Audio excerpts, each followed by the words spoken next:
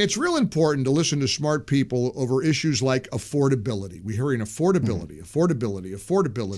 And if you look around at the mainstream media, what a shock. All of a sudden, we're reading that the Trump base is turning on him because of affordability. Zohran Mamdani won in New York City because of affordability. So I wanted to bring back a good friend of the show, an economist, an author, a great guy, a frequent lecturer to audiences. He was in the Trump administration. He was a Trump advisor during the 2016 campaign on economic policy. So this guy knows his stuff, the one and only Stephen Moore, who joins us. Steve, it's great having you back, my friend. How have you been? Mike, I'm doing great. And you know what? I think the country's doing great, too. So I'm not buying into this nonsense that everything's become unaffordable, but we can get into that. But I think the economy, overall is really on a good course right now. Well, look at yesterday comes the jobs report from September. Oh, boy, it defied expectations. It feels like, a broken record where we keep hearing the media forced to admit that numbers and data are defying the experts' expectations. But yet, here's Axios with a big piece. Oh, red alert, red alert. Republicans are seeing trouble everywhere they turn. Mm-hmm. And, there's a disconnect somewhere, Steve. On the one hand, I saw somebody poo-poo the idea of Trump's plan to give everybody of a certain income $2,000 checks. And I think the sloughing that off may have been you. Somebody said it and said, I think it was Larry Kudlow, said, oh, I don't really love that idea. I thought, do you know what that was you? You don't think it's a great idea? I mean, Steve, no. I hate to disagree with you, but as somebody who's hearing from listeners and callers every day of my life for the last 40 years from all 50 states and beyond, do you know what a $2,000 check would mean to somebody who's struggling right now? So, look, there's a lot here, Mike, and let me just start with this, that there is no time in the history of America or history in the world where people had more affordability than they do today. We are a richer country. Our median income has gone up by 40% in the last 30 years, adjusted for inflation. In this year alone, Mike, we have some numbers coming out next week that show that the median family income since Trump has come into office is up almost $1,200. So I don't know where this whole kind of affordability issue came from. And now it is true there's two areas where prices are very high. One is housing and one is healthcare. But we just ran these numbers in a preparation for this show, Mike. 88.5%. 88.5% of the rise in prices that people are complaining about happened under what president? Joe Biden? Yes. Yes. This is just the residual effect of the highest inflation since Jimmy Carter was in office, and that was under Biden. So the average inflation rate, I'll give you these numbers because they're amazing. In Trump's first term, the average inflation rate, in his 4 years from 2017 through 2020 was about 2%. Then Biden comes in, and remember the inflation rate went up to 9.1%, and over the 4 years in office, the average inflation rate was a little over 5%. And here we are 9 months into Trump's second term, and the average inflation rate is 2.8%. So my point is, if you're angry about prices, you should be angry at two presidents. One is Joe Biden, and you know who the other one is? Tell us. Obama, because Obama is the one who gave us. Do you remember the Obamacare? I remember being on your show. We talked about Obamacare. That was 15 years ago. And I predicted on your show that the prices would go through the roof. And remember, they called it the Affordable Care Act. And now we're paying 2 to 3 times more for health care. And Trump has been right about this, that he inherited this health care mess from Barack Obama. So my point is that if you're angry about these things, you really should be angry at Obama and Biden, because they created the high prices across the board, and especially in healthcare. I remember like it was yesterday when the Affordable Care Act rolled out and John McCain gave that ill-fated thumbs up, and I thought, oh boy, we are in for a ride.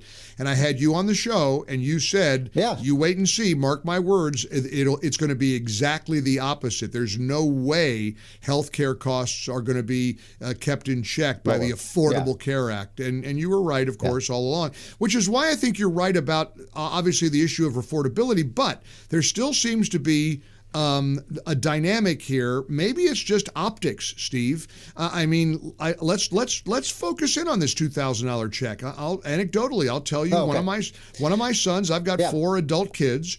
They're on their own. They don't rely on dad. They're all working and making their way in life, and love them dearly. Can't wait to be with them at Christmas time. He called me the other day, said, "Dad, is it true? Is President Trump going to get everybody a $2,000 check? Wow, that's going to be such a game changer for me. I could really use it." See, that's the way people react to President Trump's idea. Tell us why that does not have your blessing. Well, a couple things. One is that the Trump tax cut, which, as you know, Larry Kudlow and I and a couple of others helped to do the original version of that bill. And we passed the big, beautiful bill back in July. And a lot of people come up to me and say, "Hey, I haven't felt the effect of the Trump tax cut." You know why? Because it hasn't taken effect yet. That's right. So next year, unless you had already adjusted your withholding, and most Americans have not, the average American will get a $2,000 tax cut. It's less money that will be taken out of their paycheck. And so you're going to get a bigger paycheck next year, folks. Just hold on until January, and help is coming in that regard. So that's the kind of tax cut we want. Now, here's why I disapprove of the idea of giving everybody $2,000, because it would be a wonderful thing if we could just print money and give everybody money and make everything better, but that's not going to work. If you do that, if you just pass, and this is what I call helicopter money, you just drop money out of helicopters. But Mike, you go back to Milton Friedman, and Friedman used to tell us that inflation is too many dollars chasing too few goods. So if you're going to give everybody $2,000, what's going to happen to prices? They're going to rise. I don't think it's a sensible policy. I don't like check writing by the government. But look, I'm a guy who thinks almost everything Trump has done on the economy is great. The deregulation is saving $1 trillion in business costs. A lot of that is going to get passed on to consumers. The fact that his pro-energy policies, why doesn't anybody talk about gas prices? Remember, throughout most of your and my career, we always used gas prices as the gauge for what's happening with inflation. I don't hear the media talking about gas prices now, right? Because it's $2.79 a gallon. You know and it was why? $5 a gallon under. Yeah. And you know why? Because it's Trump, and we know that the media. Exactly. The media. Exactly. Look, when Trump gets annoyed and actually infuriated by places like ABC, there's a reason for it. And the reason is they're helping to shape public opinion in a diabolical way. You're so right, Steve. If this was a Democrat, look at gas prices, look at inflation, look at the interest rates are starting to come down. And yet, because it's Trump, orange man bad, everything's terrible. And look, we're facing a crucial midterm election, Steve. I'm really, really worried if the polling, some of it that suggests that he's, declining, we lose the House and the Senate next year, we're cooked. We're cooked.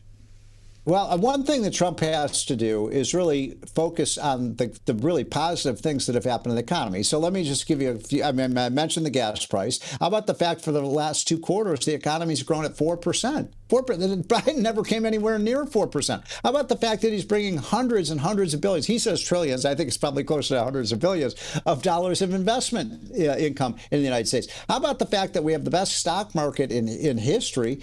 Most Americans do own stock, either for retirement plans or 401k plans or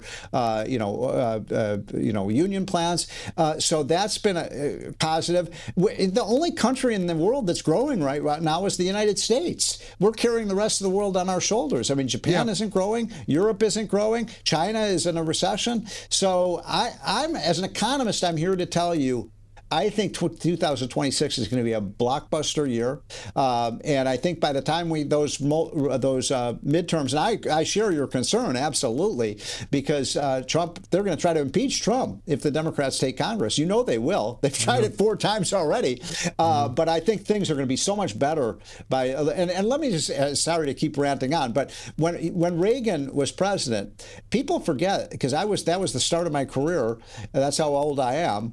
The first year, 14 months of Reagan's term were terrible. He had inherited a crisis from Jimmy Carter. The economy was rotten. It took him 14 months to turn the economy around. And what he told people in those midterm elections, stay the course. This is going to get better. And then, of course, we had the big boom in the economy. He only won 49 states when he ran for re-election. Now, Trump can't run for re-election, I don't think. but maybe, but, you know, maybe not. we will see. But look, this is a president. I wrote the book, The Trump Economic Miracle, and I think we're seeing a miracle develop right before our very eyes. Well, I happen to believe that Stephen Moore is a national treasure, and we lean into your words very carefully, Steve. I know you have another appointment coming up. I want to thank you for spending a little bit of time with us today because, look, I think you're absolutely right. And let's face it, midterm election, that's November. That's the end of 2026. If we've got a good story going in 2026, I like our chances very, very much. Well, Mike, just one last thing on the way out. I want to make sure that you and all of your listeners are getting our Unleash Prosperity hotline that comes out every morning. I hope you're getting it, Mike. If you're not, I'll get your email from your producer. But we were talking a lot about inflation. You know how much this costs? It's zero. It's free, folks. So just go to unleashprosperity.com, get our hotline. You want to be the smartest person in the room. And by the way, Mike, you can read it in 5 minutes every morning. So I hope everybody signs up for that. I will make it daily reading, unleashedprosperity.com. Everybody ought to do that because what does it say it again? It's the hotline. By the way, Mike, you need to get it because you're doing a radio show every day, and this will give you 5 or 6 items right out of the gate on what's happening with the American economy and politics. So I need to get that to you right away. No, I need it. I need it badly because that's great show prep. Trump reads it. President Trump reads it. The senators read it. Congressmen read it. CEOs read it. And I want you and all your listeners to get it too. And it is absolutely free. So one more time, tell us, everybody, how to get it. Unleashprosperity.com and click on hotline, and we will get it to you within about 2 or 3 days. I'm doing it as we speak. Unleashprosperity.com. Click on hotline. Stephen Moore, keep fighting the good fight, my friend. Thanks for joining us. Thank you. For full shows, live and on demand, it's Salem News Channel.